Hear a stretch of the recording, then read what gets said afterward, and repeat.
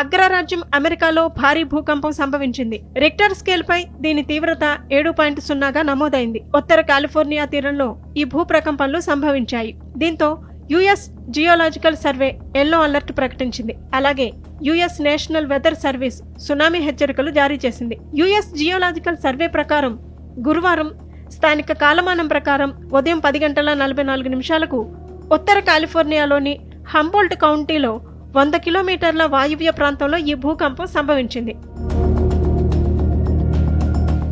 ఇది మొదట 6.6 తీవ్రతతో కూడిన భూకంపంగా పేర్కొన్నారు. ఆ తర్వాత దీన్ని యుఎస్జిఎస్ 7.0గా గుర్తించింది. భూకంప కేంద్రం 0.6 కిలోమీటర్ల లోతున గుర్తించినట్టు జిన్హువా వార్తా సంస్థ తెలిపింది.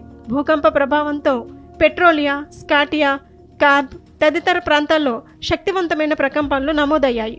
అయితే దీని ప్రభావంతో ఏర్పడిన ప్రాణ ఆస్తి నష్టాల సమాచారం తెలియాల్సి ఉంది. తర్వాత పరిస్థితిని అంచనా వేసిన అధికారులు సునామీ హెచ్చరికల్ని ఉపసంహరించుకున్నారు. దీంతో అప్పటి వరకు భయంగా ఉన్న కాలిఫోర్నియా ప్రజలు కాస్త ఊపిరి పీల్చుకున్నారు.